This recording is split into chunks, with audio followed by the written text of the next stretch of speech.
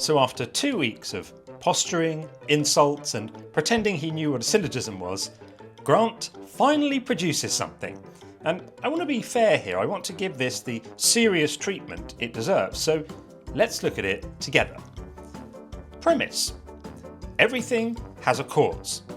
Inference: the universe has a cause. Conclusion: God did it. That's it. 2 weeks. This is what emerged. Now, I'd asked him multiple times to start where the evidence actually is. All observed things appear to have causes, and then show how you get from that to the entire universe was created by Jesus of Nazareth.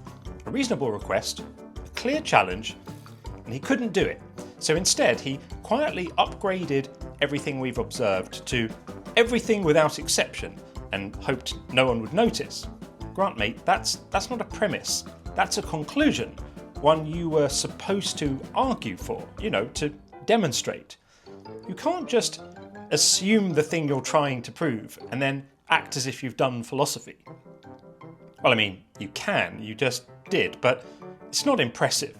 And when I point this out, does he defend it? Does he offer evidence? Does he engage with the objection? No. He demands 7 times at the last count that I name an uncaused thing. That's not how proof works, Grant. You don't establish that all x's are y by daring someone to find a counterexample. If that were valid reasoning, I could prove all swans are white by demanding you produce a black one on the spot. I could prove that Finland doesn't exist by demanding you personally find me a fin right now. The burden is on the person making the universal claim. Always. And this is day one stuff. But fine, let's be charitable. Let's grant him the premise he hasn't earned. Everything has a cause. Okay, sure, let's play. Does that get him to God? No, because he then treats the universe as if it's just another object within the universe.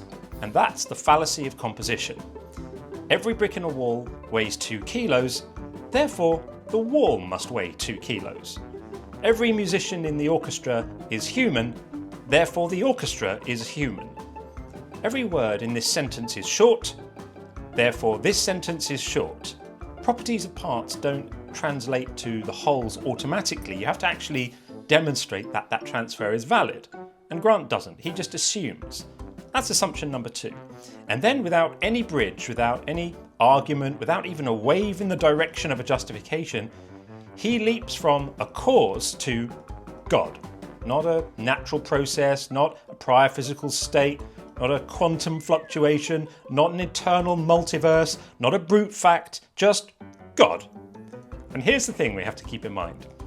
Grant's actual position, the thing he believes and wants us to accept, isn't just that something caused the universe.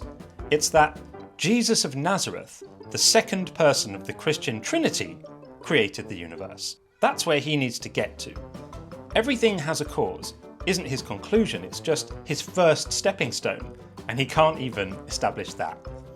He's failed at step 1 of a 10 or 12 step journey. He hasn't argued his way to a generic cause, let alone an intelligent cause, let alone a personal cause, let alone a God, let alone a specific God, let alone the God who became a man in 1st century Palestine and really needs you to believe in him or he'll set you on fire forever. That's the destination, Grant. And you're still at the top of the trail shouting at hikers while you lace up your boots. So let's tally what Grant actually produced. Assume a universal causation.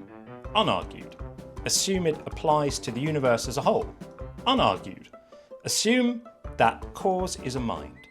Unargued. Assume that that mind is a God. Unargued. Assume it's your specific God. Unargued. 5 assumptions. 0 arguments. 2 weeks of insults. That's not a syllogism, Grant. That's bad theology with a fake moustache disguise on, hoping no one checks for ID. Grant spent 2 weeks telling me and others that we don't understand logic, that we're smug charlatans, that we believe in magic. And then he hands us this. Mate, the gap between your confidence and your competence is so vast, you could fit the entire universe in it, caused or uncaused.